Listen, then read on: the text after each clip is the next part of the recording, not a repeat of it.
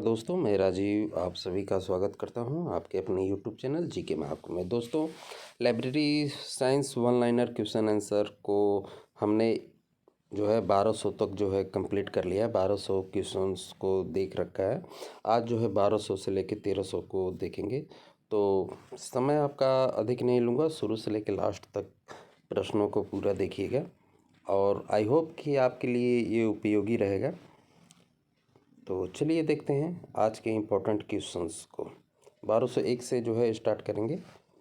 अगर वीडियो जो है साफ़ ना दिखाई दे तो वीडियो की रेजोल्यूशन जो है बढ़ा लीजिएगा आप लोग, वहाँ से आपको साफ दिखाई देगा। तो पहला प्रश्न आज का है, कॉपीराइट से संबंधित अधिकारों की रक्षा करने वाला प्रथम अंतर्राष्ट्रीय संधि कब बनी थी? तो 9 सितंबर 1886। अगला प्रश्न, कॉपीराइट से संबंधित अधिकारों की रक्षा करने वाली पहली अंतर्राष्ट्रीय संधि में भारत कब शामिल हुआ? दोनों में डिफरेंट है, ध्यान रखिएगा, भारत और अंतर्राष्ट्रीय। तो अंतर्राष्ट्रीय जो है 9 सितंबर है और 1886 है, और भारत जो है 1 अप्रैल 1928 है। अगला प्रश्न है, यूएसए में कॉपीराइट एक्ट कब बना था? तो 1870 में। अगला प्रश्न, लाइब्रेरी ऑफ कांग्रेस LOC में कॉपीराइट अधिनियम कब पारित हुआ था? 1870 में। अगला प्रश्न, विश्व में सबसे पहले कॉपीराइट एक्ट कब बना? तो 1709-10 में। अगला प्रश्न, विश्व में सबसे पहले कॉपीराइट एक्ट किसने लागू किया था? तो ब्रिटेन की महारानी ने। अगला प्रश्न, DMCA का संबंध किस देश से है? USA से है। अगला प्रश्न, डिजिटल मिलेनियम कॉपीराइट एक्ट कब बना? 1998 में।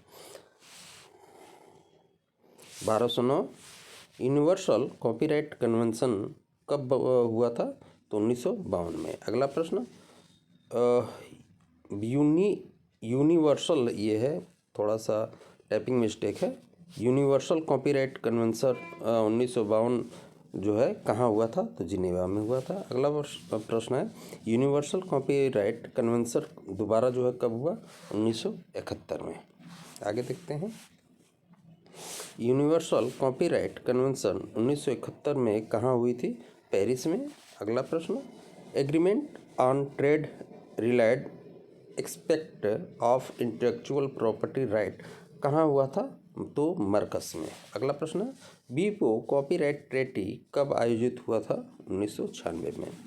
अगला प्रश्न, WIPO कॉपीराइट ट्रीटी कहाँ हुआ था? जिनेवा में। अगला प्रश्न है, मरकस VIP ट्रीटी कब हुआ था? 2013 में। अगला प्रश्न है, यूनिकोड का पूरा नाम क्या है? तो यूनिवर्सल कैरेक्टर एंड कोडिंग। अगला प्रश्न, यूनिकोड को किस संस्था ने विकसित किया था? यूनिकोड कंसोर्टियम ने। अगला प्रश्न, ई शोध सिंधु कंसोर्टियम या कंसोर्टिया किसके लिए है? तो हायर एजुकेशन इलेक्ट्रॉनिक रिसोर्स के लिए है। अगला प्रश्न, ई शोध सिंधु कंसोर्टिया का निर्माण किसको मिला के किया गया? तो एनलिस्ट को, UGC इन्फोनेट को और इंडिस्ट को मिला के किया गया था। अगला प्रश्न, ई शोध सिंधु की शुरुआत कब हुई थी? तो दिसंबर 2015 में। अगला प्रश्न, एनलिस्ट का पूरा नाम क्या है? तो national library and information service infrastructure for scholarly content. अगला प्रश्न है, RGNIIPM का कार्यालय कहाँ है? तो नागपुर में है। अगला प्रश्न है, RGNIPM किस मंत्रालय के अधीन कार्य करता है? तो वाणिज्य एवं उद्योग मंत्रालय के अधीन। अगला प्रश्न, ट्रेडमार्क रजिस्ट्री ऑफिस कहाँ स्थित है? मुंबई में है। विश्व में पहली ट्रेडमार्क प्रणाली की शुरुआत कहाँ हुई थी? तो फ्रांस में हुई थी। अगला प्रश्न, भारत में ट्रेडमार्क की शुरुआत कब हुई थी? तो 1940 में। अगला प्रश्न है, भारत में वर्तमान में ट्रेडमार्क का कौन सा एक्ट जो है प्रयोग किया जा रहा है? तो ट्रेडमार्क एक्ट 1999। अगला प्रश्न है, भारत में वर्तमान में वाणिज्य चिन्ह के लिए कौन सा अधिनियम जो है प्रयोग में लिया जा रहा है? तो व्यापार चिन्ह अधिनियम 1999। अगला प्रश्न है, सूचना के अधिकार को कब पारित किया गया? तो 15 जून 2005 को, RTI जिसे कहते हैं। अगला प्रश्न है, सूचना का अधिकार अधिनियम कब लागू हुआ? तो 12 अक्टूबर 2005 को। अगला प्रश्न है सूचना का अधिकार आरटीआई भारतीय संविधान के किस अनुच्छेद में है? तो अनुच्छेद 19A में है। अगला प्रश्न है आरटीआई एक्ट 2005 जम्मू कश्मीर में कब लागू हुआ? 2009 में। अगला प्रश्न है सूचना का अधिकार सर्वप्रथम किस राज्य में लागू हुआ था तथा कब हुआ था? तो तमिलनाडु में 1996 में। अगला प्रश्न है GATT का पूरा नाम क्या है? तो general agreement traffic and trade. आगे देखते हैं कंप्यूटर के माध्यम से दो या दो से अधिक पुस्तकालयों को जोड़ने को जो है क्या कहा जाता है? तो पुस्तकालय नेटवर्क। अगला प्रश्न है आपस में सर्वमान्य लक्ष्य की प्राप्ति के लिए पुस्तकालयों के ग्रुप के बीच होने वाली साझेदारी क्या कहलाती है? तो लाइब्रेरी कंसोर्टिया। ये जो है कुछ पुस्तकालय नेटवर्क हैं और उनकी स्थापना किस सन में हुई थी? डायरेक्ट मैंने डाल दिया है ताकि समय आपका कम लगे। तो OCLC डबलिन में है, 5 जुलाई 1967 को स्थापना हुई थी। लाइब्रेरी ऑफ कांग्रेस पुस्तकालय नेटवर्क वाशिंगटन में मुख्यालय है, 1969 में हुआ था। यूनिसिस्ट 1973 में। RLG जो है 74 में हुआ था। ये पुस्तकालय नेटवर्क हैं सभी, ध्यान रखिएगा। तो आगे है निक नेट 1974, यूरोनेट 79, CURL जो है 97 में है, जानेट जो है 84 में है, अर्नेट जो है 86 में है, कालिब नेट जो है 86 में है, इन्फोनेट 91 में है, सरनेट जो है 89 में है, डेल नेट जो है 88 में है, और मालिब नेट जो कि मद्रास के नाम से भी जाना जाता है तो 94 में है। एडीनेट अहमदाबाद में है, 94 में है। आगे देखते हैं एनलिस्ट का संबंध किस से है? तो कॉलेज पुस्तकालयों से है। अगला प्रश्न है ई-शोध सिंधु कंसोर्टिया का निर्माण किस मंत्रालय के द्वारा जो है किया गया था? तो मानव संसाधन विकास मंत्रालय के द्वारा। अगला प्रश्न है इंडियन कंसोर्टिया यानी कि फोर्सा का जो है नाम पूरा नाम क्या है? तो forum for resource sharing in astronomy and astrophysics.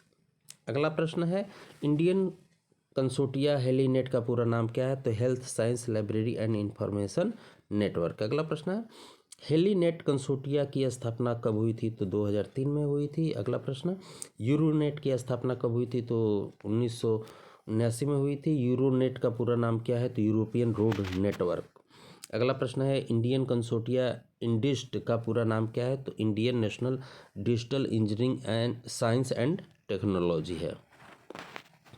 अगला प्रश्न है यहाँ पे जो है 2 प्रश्न हो गए हैं। तो भारतीय विश्वविद्यालय को सभी विषयों पर इलेक्ट्रॉनिक जर्नल और डाटाबेस के लिए ऑनलाइन पहुंच उपलब्ध कराने के लिए यूजीसी इन्फोनेट कराने के लिए है। अगला प्रश्न है जनरल कंसोर्टिया को कब प्रारंभ किया गया तथा किसने प्रारंभ किया था? ये टाइपिंग मिस्टेक है यहाँ पे।